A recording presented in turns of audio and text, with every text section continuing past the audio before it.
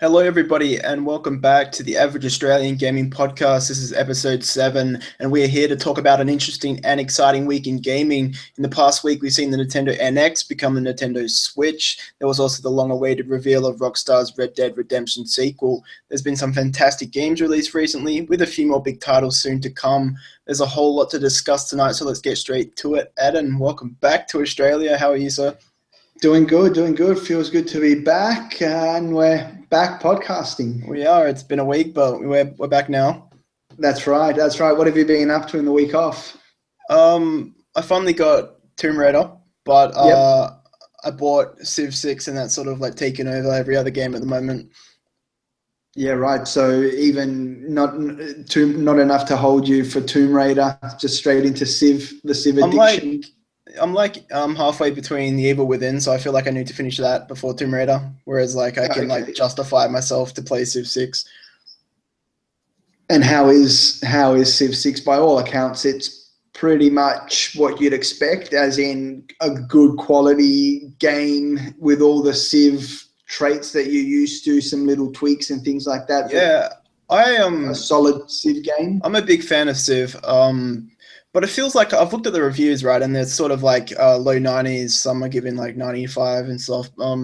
It feels like they're Wow. ignoring what's wrong with the game. Like I really enjoy Civ 6. I think it's made a lot of improvements. But what's the big thing you want Civ to do right? In my opinion, it's the AI. Like I Yep. feel like that needs to be 100%, and it's the weakness of the game. Okay. In what way? That it's not aggressive enough, or it's not challenging enough, They're or too predictable? they're too aggressive. Like you can be an ally at peace with somebody, and less than 10 turns later they'll say you're like a warmonger, and like the whole Right. game will turn on you, and there's no like basis for their actions. So like it feels like because every civilization has their own traits, their own personality. Like some will like focus on science, some will like go out and attack you, but that Yep. it doesn't seem to be based on anything. It's just purely unbalanced, it feels like. So they at some point just arbitrarily decide to declare war on you Yeah, or whatever, no matter what you're doing. it doesn't matter what position you've created for yourself. At some point they'll decide we don't like you anymore, and they'll attack you. And it's not even based on military size. Like normally, if you ignore that, then they'll focus on you to get rid of you. Or if it looks like you're winning in this science or culture victory, they'll attack you to try to slow you down. Like that Mm. makes sense, but there's not even that sort of like element. Like that is there, but like they're neurotic. They're like they don't. It doesn't make sense like a half the time, and that's like a big part of the game. Like long term, I think you'd rather have that as a problem because that can be fixed, but it's still like a massive issue that like a lot of reviewers just ignore. It's as if it's not happening. Well, and is there difficulty settings, or how do you are you, maybe they're playing it on a different setting or something like that, that they're not seeing that, or I'm just Yeah, wondering why. there's like 8 difficulties, so there's a lot of range. But the only thing that changes is they get more bonuses. Like you get like a handicap, so it doesn't change. I don't think how they play. It's more the advantages they get. Like at higher difficulties, your army does less damage. They get like text to start off that you don't get, so you're like put behind like, on a curve. Okay, So so it's it's almost not, like a handicap. yeah, it's not like an AI intelligence, at least from my understanding.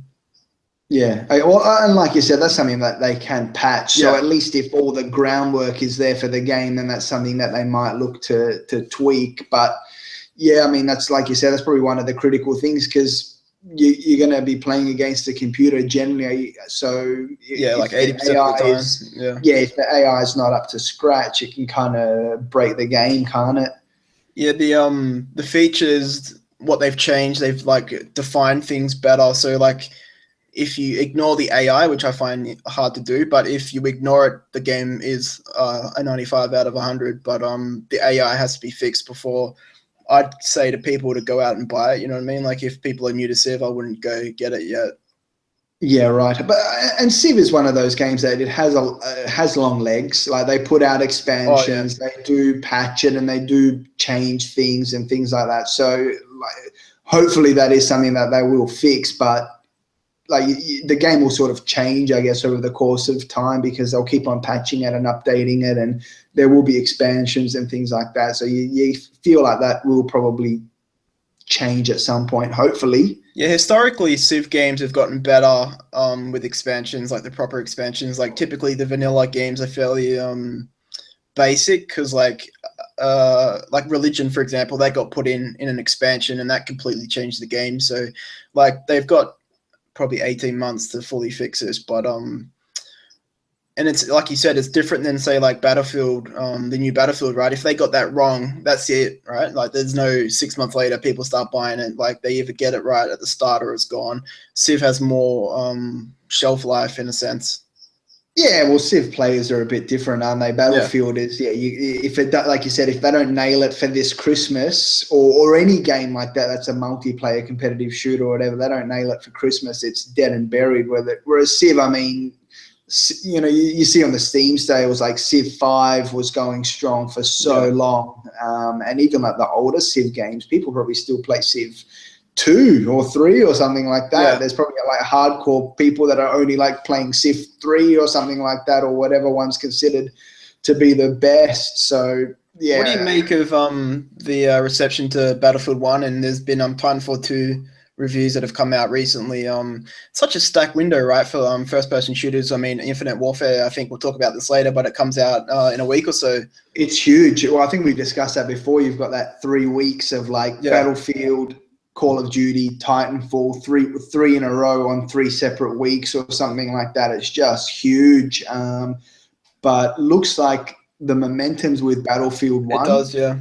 Like big time. It seems to be the feedback from after that beta was very positive. People were really psyched for it. And I think Battlefield went down a lot, especially after Battlefield Hardline. I think they lost a lot of fans and people were kind of sick of it. But what was interesting was, remember when the Call of Duty trailer came out and it was like the most disliked video in the history of YouTube. And it's just one of these things, like the internet has just turned, they've just turned on Call of Duty.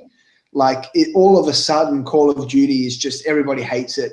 Like out of the blue, everyone hates Call of Duty. And I can understand, like Call of Duty, it's always kind of the same and all this sort of stuff. But one thing you can't say is that it's ever been like a bad game. Like maybe Call of Duty Ghosts was probably like their biggest flop.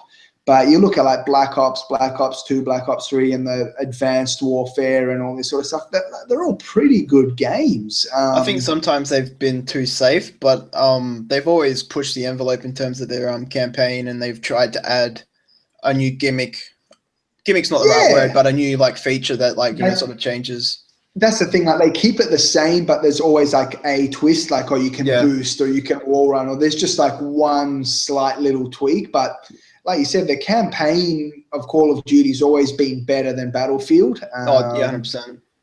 Even though it's like short, it's pretty action packed, and they do some cool things with the story, and it's a bit underrated, probably the campaigns of Call of Duty. Then you got the multiplayer, plus you get your zombies or your special ops or whatever. Like it's not a bad package, but it's just like this year, like everybody's just hating on Call of Duty big time. How do you think that's going to translate into sales? Because Battlefield's out first, so I mean that's going to lead the line. But now Titanfall's out in between, this weird period. Do you think people are just going to ignore Titanfall, or do you think like Call of Duty's going to get copped the most?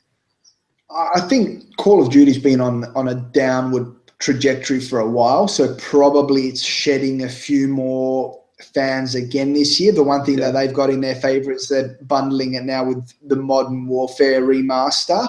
So there's a fair few people that are nostalgic for that. And I think that will bump up some sales for them.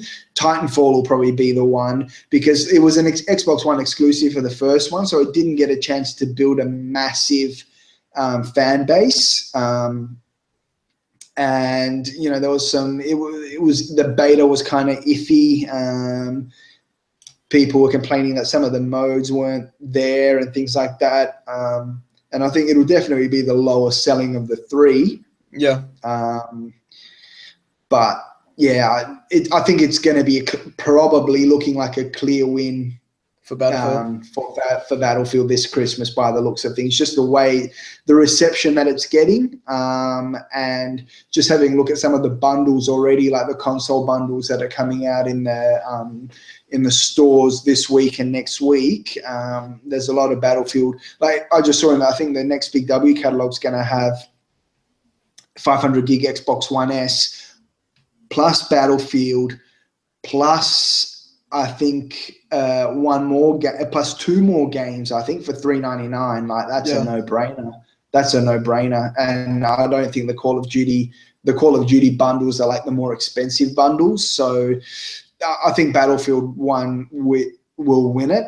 And they're back in the game now after sort of being off the mark for a while. I think they're back. It's kind of interesting that with the release of these like two big first person shooters and obviously Call of Duty to come, it's sort of like the PlayStation VR has just died off, right? Like there's nothing to talk about this week.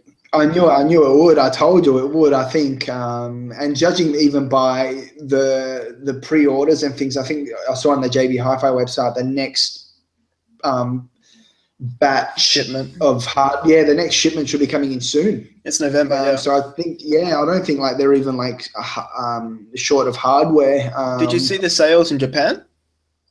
Yeah, I saw that. Yeah, I saw that it outsold the PS4. Yeah. Which isn't saying much because I think the PS4 pretty much tanked in Japan, like consoles. It sold like 31,000. The VR unit sold 50,000. Yeah, Xbox, which is weird. Like, how can it sell more? Yeah. It's crazy. But I mean, how can the VR sell more than the console? That doesn't actually make sense. People have the console already, right? I guess. But there's 50,000 sales of VR and only 30,000. Is that 30,000 PS4 units overall, or just for that? For the month. For that month, right? Yeah. I mean, I kind of had that feeling, like, because you saw the same thing with Oculus. And the Vive, it's like they came out and then everybody went, oh, okay, done. Like, wait for something to come out. So it's out now. It remains to be seen, like, what kind of legs it'll have in the short term. Long term, I think, like we said, it'll probably still do well. But when you got Call of Duty and Battlefield and Titanfall and Final Fantasy 15 and all these massive games coming, like, no one cares about VR, I think. Like, it'll be interesting. I think maybe in a week or two we'll get the US sales, and that'll be interesting what happens. It will be, it'll be interesting to see, but judging by the shipments and things, like, I think they got plenty of stock. Yeah. What do you it's obviously we heard about the Nintendo NX, now the Nintendo Switch. Just before we talk about, what do you think of the name? I don't know. I mean, Nintendo and their names are always weird. I mean, when everybody heard the Wii, that everybody was questioning it. No one was really sure. I like the NX name better than Switch. NX was actually pretty cool. It doesn't mean anything, right? Well, no, but it did actually sound all right. Switch, it's a bit weird. It's a bit too, like, literal, I think. It doesn't have, like, and then that's the thing, like, Wii just kind of, I don't know, rolls off the tongue. Like, people were questioning it at the start, but after a while, when you got used to it, like, Wii was such a good name. It became iconic, right? That's right. So the Switch, like you said, it's probably a bit iffy, and it's probably like a bit too descriptive. Like, it is the Switch. Whereas, like I said, NX might have actually been better, and it kind of sounds like next more modern, or right? Something like, or next gen or something like that. So, but look, I don't think that'll make or break the console. One thing that I do find interesting and kind of weird, I assume you saw the trailer, the 2.5 minute trailer, where they'd look through the how people would use a console in their, like, life, the lifestyle of it. What do you make of how they're called Joy-Cons, the two controllers break away from the tablet, and like, you see this, like, picture of, like, 4 people over this fire playing, like, this game on this, like, tiny tablet with, like, small controllers? Like, do you like the design of the whole unit, or? I think it's cool. When you look at that trailer is Nintendo's vision for it, I guess. I think it looks awesome. Like, they've sold me on it. Like, I'm probably still not going to actually buy one at launch, but I like the idea of it. How many people are actually going to do that? Like, crowd around this little screen? I don't know, but it kind of depends on the battery life, right? Yeah, and that's what I saw. Like, some people saying, like, maybe it's only going to have a few hours battery life, which kind of makes sense. I mean, the screen is like, looks pretty big and pretty bright, and it's pushing like some serious graphics and things like that. So, but look, I mean, if you can sort of, take it to a park or something like that and whip out a co-op or head-to-head game of FIFA or something, like, that's pretty cool. Like, and that was one of those demos that they showed there where, the guys are playing basketball and then they like just crowd around 2K. And play a game of NBA 2K. Like, that's wicked. Like, I think that's awesome. And especially like with Mario Kart and stuff like that. Do you think a 3-hour battery life is enough for it to be realistic to actually pick it up and go, to a basketball court and play with friends? It doesn't feel like that's enough. Oh, 3 hours is heaps. I think, if you had a fully charged unit, for someone, you'd probably only sit around for maybe like an hour or two playing it, outside or something like that. And I think maybe, you'll see like third parties come up with like portable power packs for it and battery packs, things like that. 3 hours, it's not bad. I mean, it could be better. If it was like 5 or 6, that would be awesome. But you look at like some laptops and things like that, they only last, maybe three or 4 hours as well.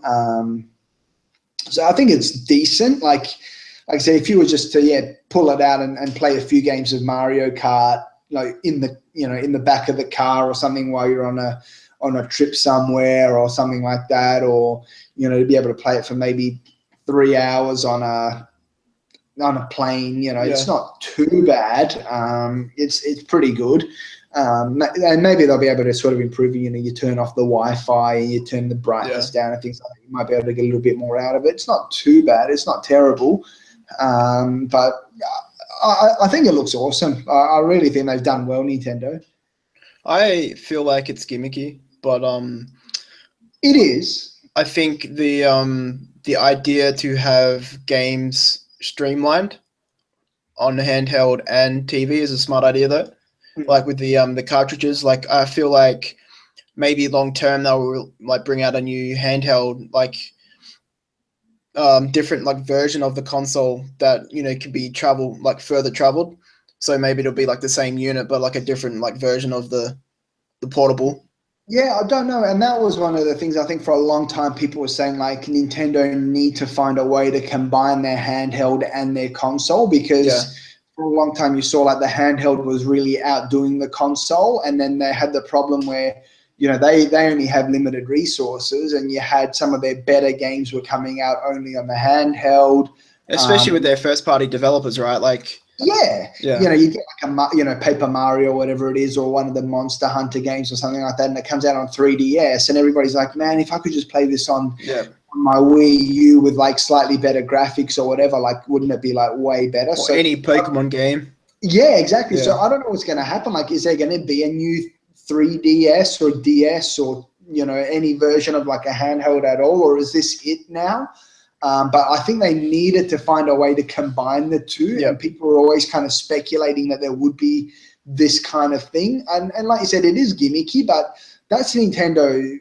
That's Nintendo's thing now. Like, I don't know if it's so much gimmicky as it is just that they need to find something different, because like there's no point in them just making like a next gen PS4 competitor. Like, there's no point. Like, it doesn't go with their brand in terms of making like a console that's just going to play first person shooters and gory, violent video games. Like, that's not part of their brand, for one.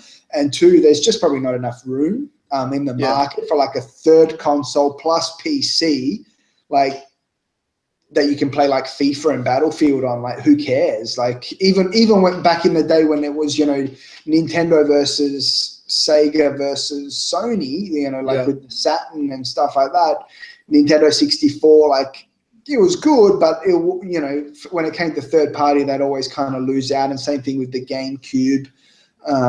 So I think they just need to find a way to differentiate themselves. And their main goal is what you said, right? They had to combine their handheld and console people together because you need Pokemon, you need Zelda to be, commercially across both units.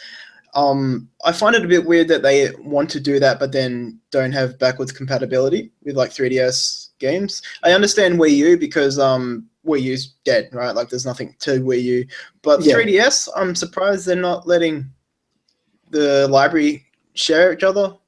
Unless they're going to unless they just want to be able to do what the other guys are doing and basically just resell them to you again. Like the virtual console. Yeah, virtual console, or, I mean, and that's kind of what PS4 is doing now, like, PS Now. You can get, PS Now, and you can get your PS2 classics now, and everybody's remastering everything. So probably Nintendo see that as a way of cashing in, because they need to be able to, especially with games like their Zeldas and their Marios and all their key franchises, they need to basically just keep milking those as well. So, and that's one of their problems, is that they just can't get the games out quick enough. No.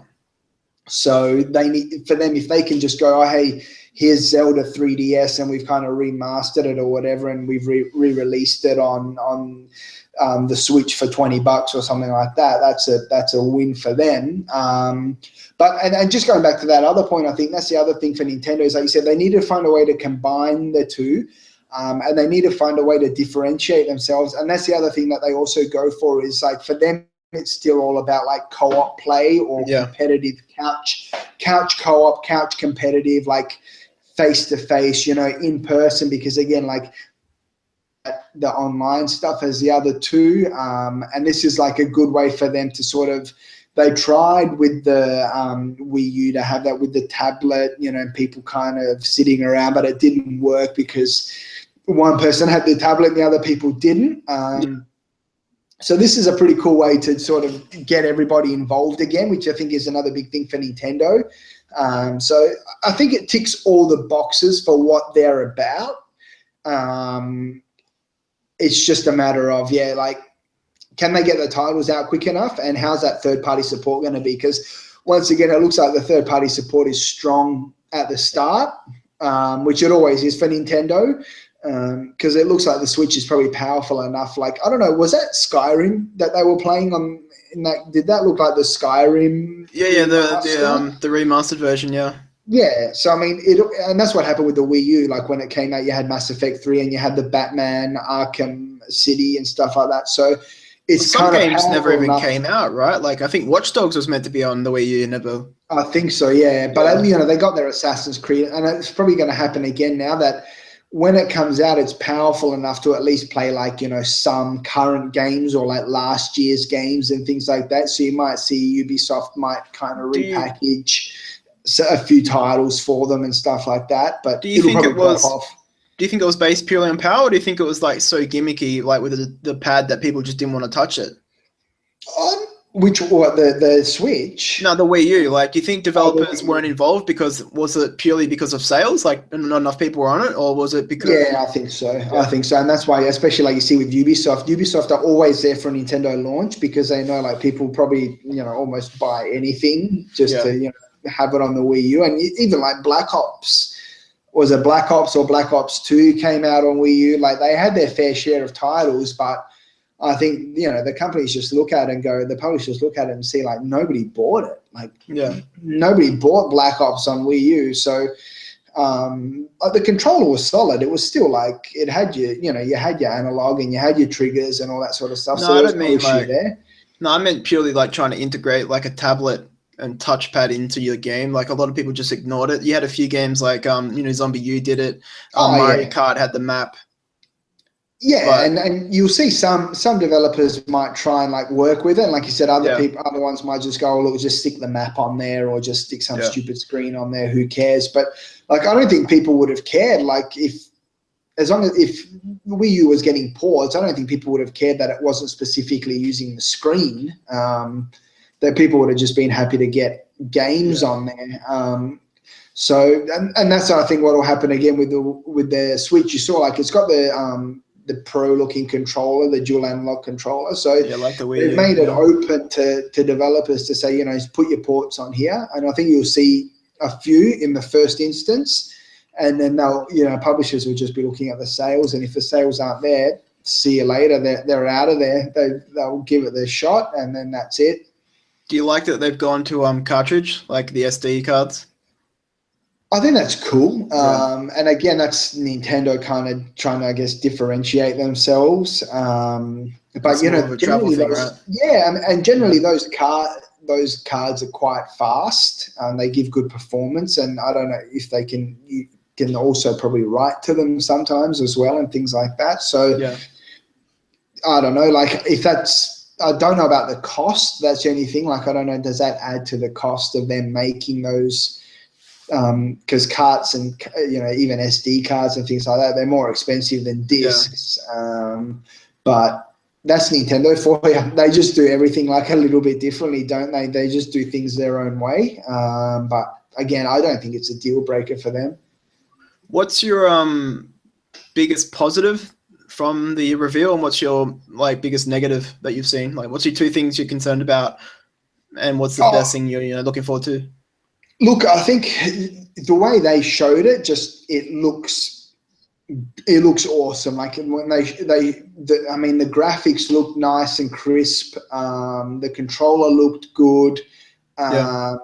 So again, my concerns and positives are all the same as they always have been with Nintendo. I don't think it's anything like Switch related. It's basically just, there's not going to be enough, like you just know already, there's not going to be enough titles. And, what's the support going to be like? I feel like if it's one thing they've learned from the Wii U, it's that they get the third party on board. It has to happen.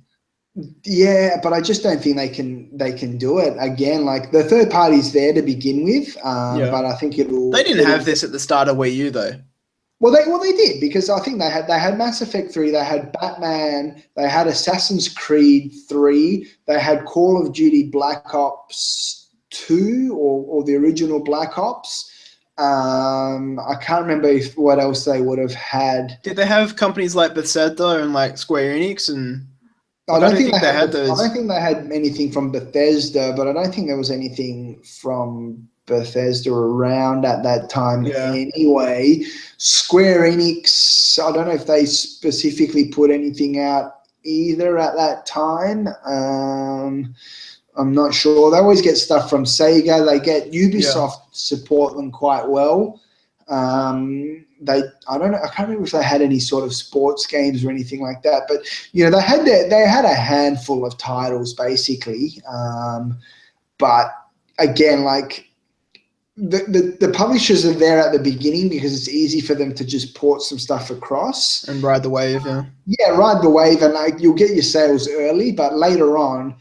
And I think that's also it's not even the publisher's fault, because I think the publishers see that even if they put money into it, and Ubisoft are an example of that. Ubisoft put money into the Wii. They made Red Steel.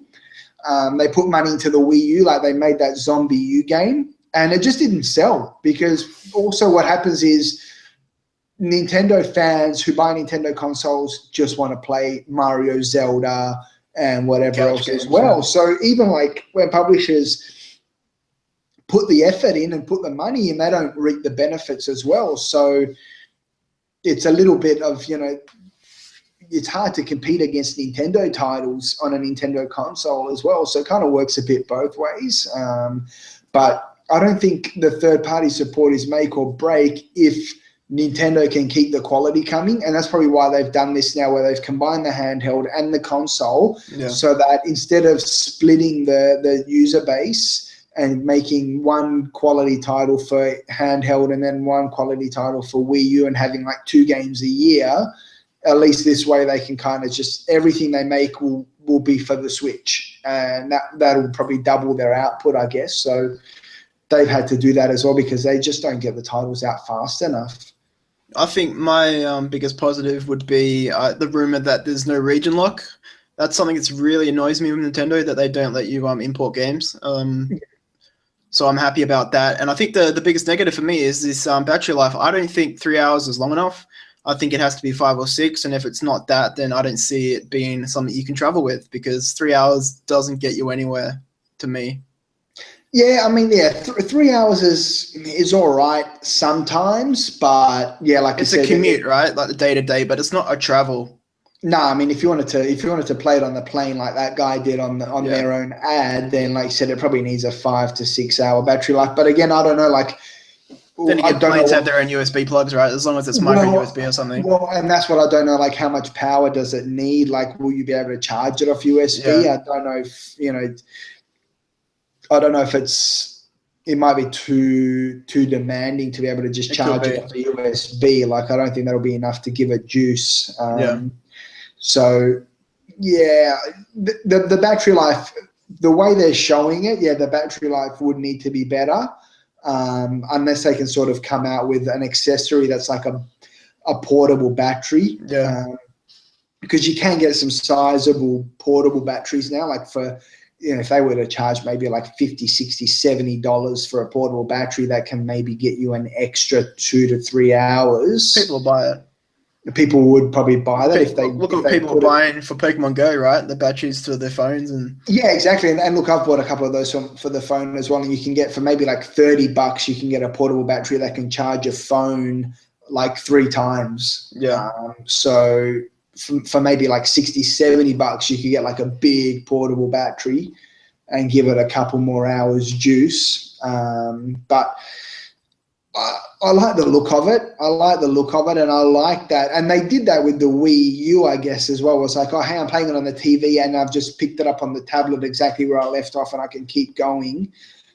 So this is like an extension of that, and I do like that idea, that you can just kind of pick up and play and switch between the TV and the device itself. I think that's cool.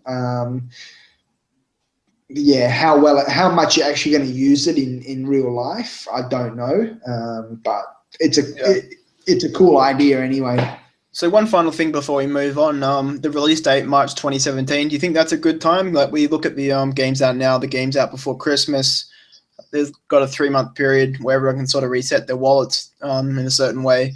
Is March a good time to come out? It's weird timing, like Yeah. and just the fact that I don't know, like they haven't done, they didn't say anything about it at E3. But now they've said that they're not going to talk about it again until 2017. So yeah, I don't know, like what's their strategy behind it? Like, you think they will just go all out and just blitz it?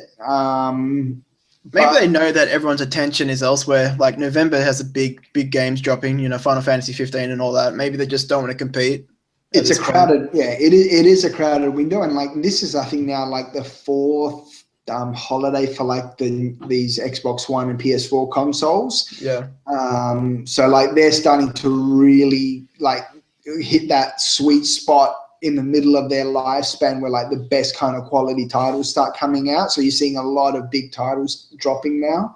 And so, yeah, maybe that, and Nintendo have kind of seen that, like if they dropped out of E3 completely with the press conferences and things like that. They just realized that you can't compete with Microsoft and Sony, and they don't want to compete. Like they're doing a different thing now. Do you know what I mean? Yeah. Like Microsoft and Sony are going head to head for that sort of graphical, high fidelity, next gen gaming, shooters, online esports, all that sort of stuff. But it was interesting that the Switch kind of hinted at some of that esports stuff as well. It looked like they were going to be Splatoon. Yeah. Splatoon was esports and stuff like that. So it looks like they're trying to get into a little bit of that as well. And by all accounts, like Splatoon was actually a pretty cool game. Yeah, it's good fun. Yeah. It was a different take on that kind of multiplayer shooter genre.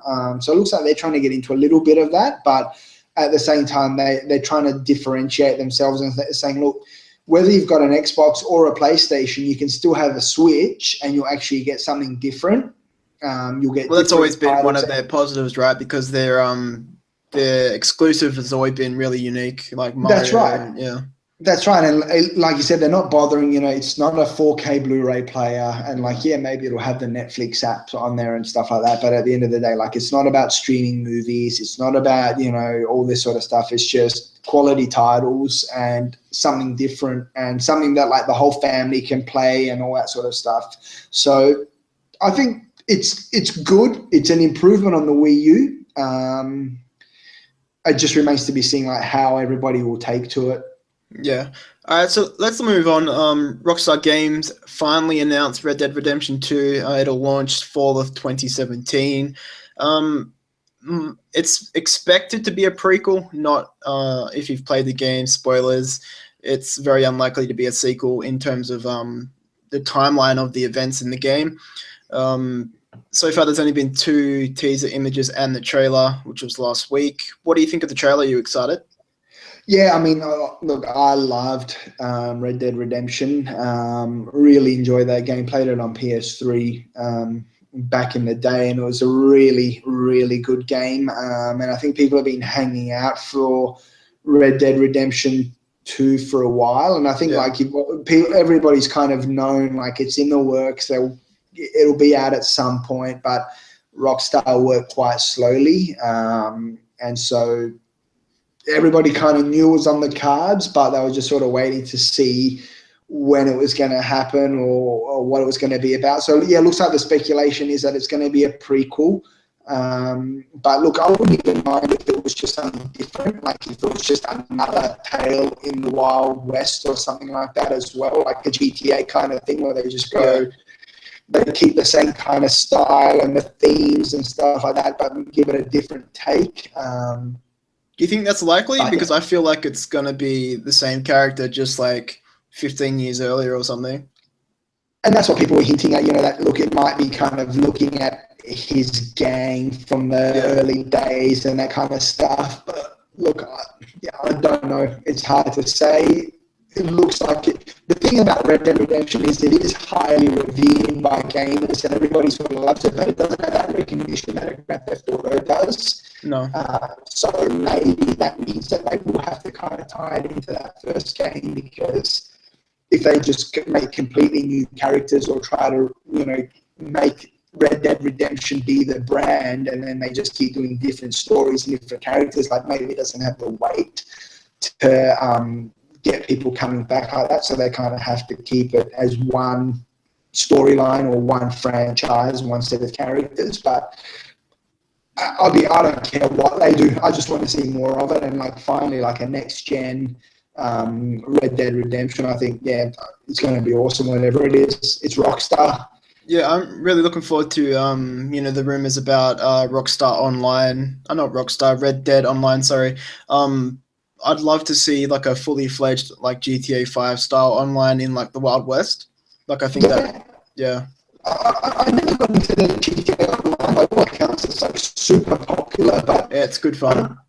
I mean, I remember when they showed the trailers for GTA Online, and it was all this thing like, you can pimp out your crib, and you can, kind of like promoting that whole gangster lifestyle and this and that. And I don't think it ever really panned out like that. From everything I've seen of YouTube videos, it's just like people doing dumb shit on there.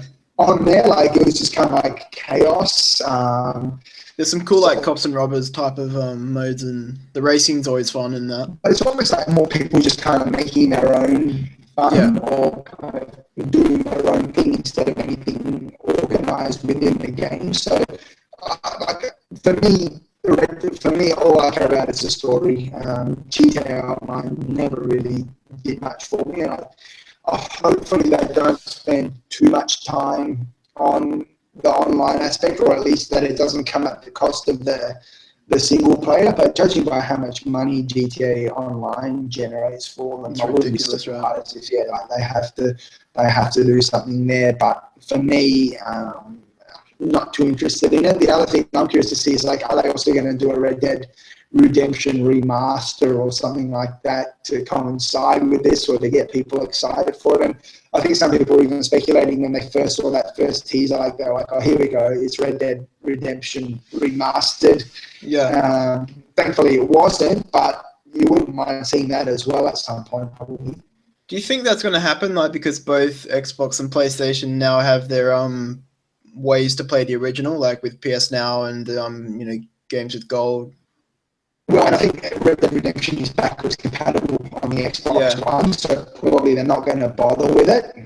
Maybe later down the track, but yeah, probably not. And I don't see them doing that. Although they did re-release GTA 5 from 360 and PS3 to PS4 and Xbox One and for PC as well. And that's the other thing I think that's interesting is no PC version announced for Red Dead Redemption 2 as well. So, and they've always Rockstar have always been a bit weird with PC. Like I think even with GTA, they didn't announce anything at the start, and then eventually, it came to PC. Yeah. So they've always been a bit weird with PC. I mean, it could be a full year before you see it on PC. But you would expect it to come out at some point. Eventually, surely. But you never know with Rockstar. They just kind of do their own thing as well. Do you think there's any chance of it getting delayed? Obviously, it's a long way to go. It's basically this time next year. But do you think with Rockstar's history that this could get delayed to 2018? Yeah, possibly. I think there's every chance that it will be delayed at least by a little bit, and I think you just see that with video games in general now. There's almost no game that doesn't get delayed at least a little bit. It's half of the course. Games are just so huge now. But if there's one thing about Rockstar, is that their products are top quality. There's a lot of quality, and they're one of those companies. They'll just say, look, we'll release it when it's ready. End of story. They don't care.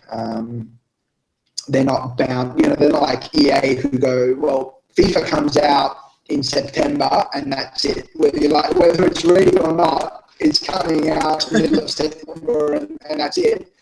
I think Rockstar will just release it when it's ready. So whether they can delay it to 2018, I don't know. But I'm curious when we'll see the next thing from it. Will it be footage? Will it be another trailer? And when will that happen? Will it be Christmas or will it be later on? Yeah, look, I don't know. They've kind of released it now. I don't know how. I mean, there's going to be a lot of hype for it, I think, and they'll start that build-up. But when they're going to kick it off, I don't think we'll see anything probably until after Christmas. There's no point. No. Like you said, up until Christmas now, the release schedule is just stacked. I don't think they're going to bother with it. And then probably after Christmas, it's just going to ramp up full on, I think. I saw some rumor on the internet today that GTA 6 might not be out till 2020. That sounds about right. I mean, and that's another one of those, they just... The GTA games like that as well, they have a lot of longevity in them, and they're just huge games to make, I think, and they cost a lot of money, and they do take a lot of time. And that's the thing about Rockstar, they put a lot of time, effort, and polish into their games. So 2020, it seems a long way away, but if you look at the fact that Red Dead Redemption comes out next year, and basically 2018, right? Yeah, pretty much 2018. So, you want to have Red Dead Redemption will have legs all through to 2018. It's probably, it sounds realistic, actually, when you break it down. Well, maybe 2019 would be better for the next GTA, but,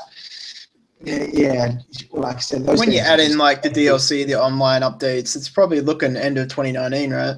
Even if GTA 6 is on schedule. I think so, and those games are just epic. So,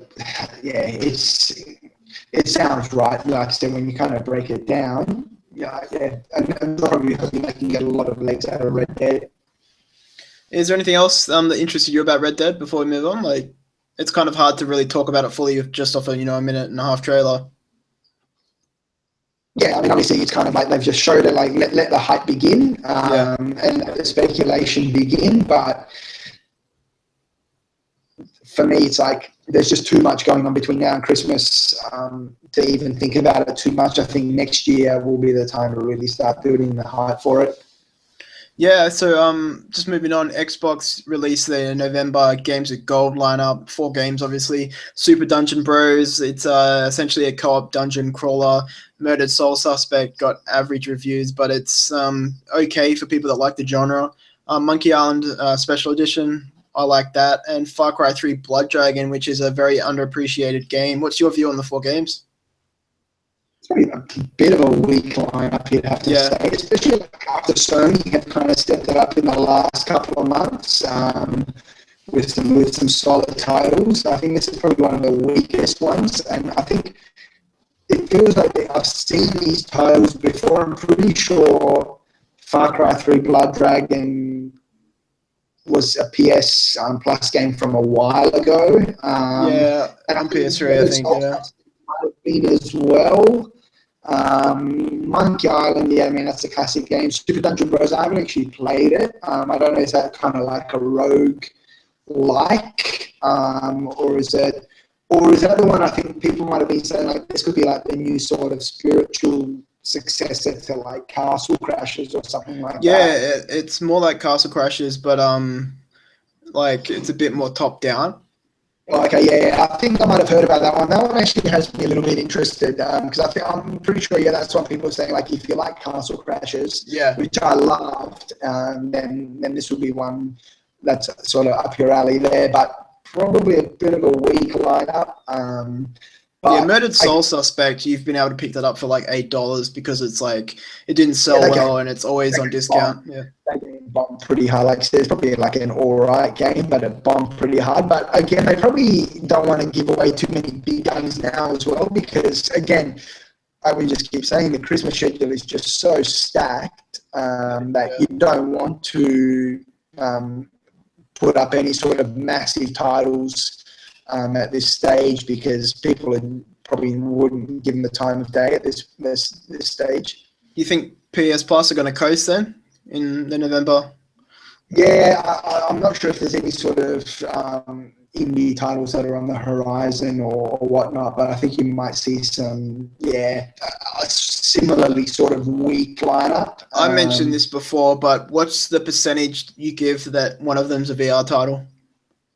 It could be. It could very well be. I'm not sure what they would bundle in to be the VR title. I have a feeling like ones like Batman or maybe that Until Dawn later on, maybe next year they will start bundling those. And maybe there will be those kind of like VR tech demo style games. I think they should have treated rigs like Rocket League. I reckon they should have just paid them off and, launched that and try to get competitive like VR going. Like That's from the right. start. Yeah, I mean, and we saw what a masterstroke that was with Rocket League. But I'm not sure. Is Riggs a first-party title? Is that a Sony title? No, it's like Rocket League. It's like a third party. Yeah. Yeah. Well, in that case, like you said, it might have been worth it. Wait, no, they made who made Riggs? It was I feel like it might be a Sony title. It's Guerrilla Games, isn't it? It's a Guerrilla Games, which I think is essentially first party or second party, if you will. But like you said, it might have been a good move for them, but it seems like the production costs on that game would have been pretty high and they needed to recoup something. Maybe, if they at least like gave people a discount for it or something like that. Yeah, the guys who made Killzone on Guerrilla Games. Yeah, okay. Yeah. So that's interesting. And by all accounts, that's actually a pretty good game. So I'll be curious to see if that game has legs. But I wouldn't be surprised if going into next year they do start bundling like VR titles more and more. And like you said, maybe even just tack on a small little VR title or tech demo-y kind of thing. Would not be surprised if there's one this month, just like a tech demo. Nothing like Batman or Until Dawn, but something small. Those like roller coaster ones or something like that, or something small like that to get people into it. I wouldn't be surprised, but I can't see them doing sort of anything too big with. No, it won't be big. It'll be just something to give people that have the console, just a little small thing to. Something to tide them over. Yeah. Could very well be the case. So, games that aren't virtual reality, what are you looking forward to coming out? Like today, Dragon Ball Xenoverse 2 came out. I don't know if you played the beta, but I actually played the weekend. I think it was not last weekend, the weekend before, and I really enjoyed it.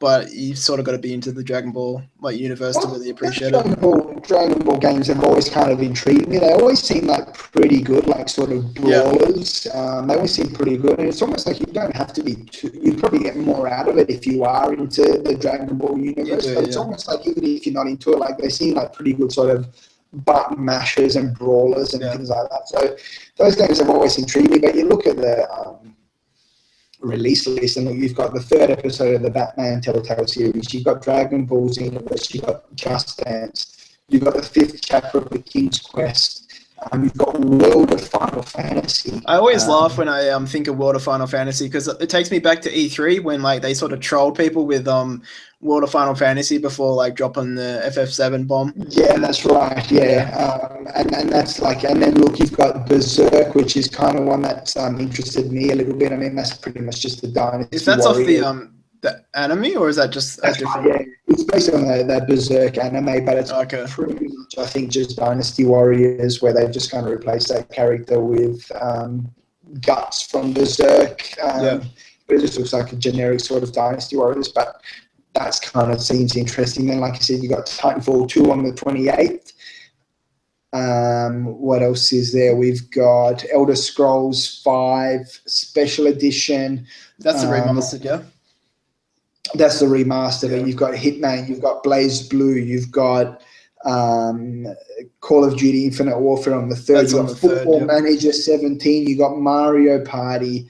Like, holy crap. I miss a good Mario Party. It's been a long, long time. Yeah, I mean, and that's but that's a 3DS one actually. Yeah, it is. Yeah. So it's Are you surprised that PlayStation haven't used their characters? You know how they did like their Smash Bros. Clone. Yeah. Why haven't they done a Mario That's Party? right. I think just because that one just flopped. I think they tried it, and I actually really liked the PlayStation All Stars game. yeah, and people. It was just at a weird time where, like, I think it was at the end of the PS3, and it's sort of like you transitioned off it. Yeah. Well, and I think that was a bit of a problem for PlayStation in general. Was the PS3 really hit its stride like too late? Yeah. Like, I mean, Last of Us came, probably like the best game of the entire console generation, Xbox 360 and PS3 was Last of Us, and that came out like right at the death of PS3, and PS Plus really started hitting its stride at that time as well and stuff like that. So that was just kind of All Stars. I think it tanked pretty hard for them, and so they probably haven't considered doing anything like that again. And I'm sure they've kind of got something maybe brewing in the background. Maybe, I don't know, but yeah, this is just like a massive week of releases. There's just so much going on. Can you see yourself picking up anything from this like list next week or so? Well, I mean, look, if I was to pick anything up, like I said, the Berserk game kind of interests me just as kind of like a brainless hack and slash. Elder Scrolls Skyrim Special Edition. I'm pretty sure if you've got Skyrim on the PC, if you've got it on Steam, I think you're entitled to a free upgrade. I think you might have to have like the Legendary Edition or whatever it is, like the complete edition of it.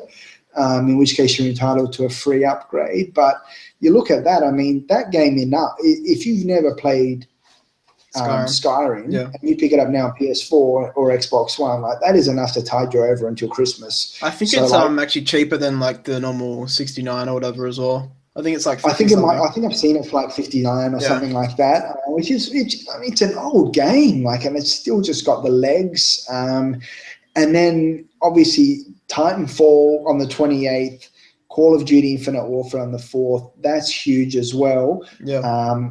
And Football Manager 17, like. Yeah, I'm a big fan of FM, as you know. Yeah, we'll probably have to cover that one a little bit next week as well. They're even putting in the Brexit and that. I don't know if you saw. Oh, are they? Yeah, right. Yeah, I think they. Yeah, I saw something about that as well. So that in itself is probably a huge release. And again, I think we discussed that in the past. The American-centric game media, like Football Manager 17, won't get any coverage, but I think you'll see it'll probably be like a pretty big seller on Steam. So it'll be interesting to see how that one turns out. I haven't followed Football Manager much in the last couple of years to know sort of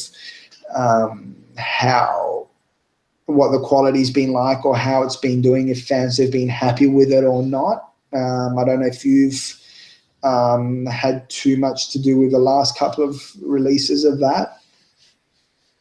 Yeah, the only thing that like I'm potentially interested in this like couple of weeks, because I obviously got Tomb Raider and Civ wasting all my time, would be like the Dragon Ball game, because I feel like that's like in terms of fighting games, there's been nothing like fighting related for a long, long time. Like where there hasn't been a Mortal Kombat or a Soul Calibur or anything like that for a long time. The last game was Nothing. Street Fighter, right? And that sort of like disappeared.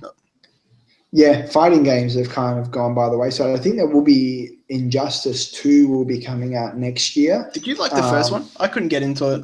Yeah, and even like with the Mortal Kombat, not X, but Mortal Kombat 9, which was kind of the start of that. You had Mortal Kombat 9, then Injustice, then Mortal Kombat X. They were all kind of in that new style of, I think, the same kind of engine and the same kind of fighting style and stuff like that. I didn't love it. They look really good. But I think that's one of the things, like for me with fighting games, is watching them or looking at them is more enjoyable than actually playing them, because they look really cool. And when you see people who know what they're doing play them, like they're awesome. But for me, like it's just, you really got to get obsessive it's too about frustrating. it. Yeah, it is. It is. It's like League of Legends and Dota and those sort of games. Like I like watching them, but like playing is just too frustrating. It's too, unless you really get into it, it's just a bit too much. But look, I mean, if you've been on the Xbox One, you've had Killer Instinct at least. So that's been something. But yeah, like you said, the Dragon Ball games have always been like good little brawlers and things like that. So that would be one to interest me. For me, I think it'll be interesting just to see how does Titanfall do. How does that one launch? And then obviously how does Call of Duty launch as well? Like what's the reception like? Is there any sort of server issues upon launch and stuff like that? Like you're always waiting for issues and things like that with those kind of games as well. So it's going to be an interesting week of releases, that's for sure.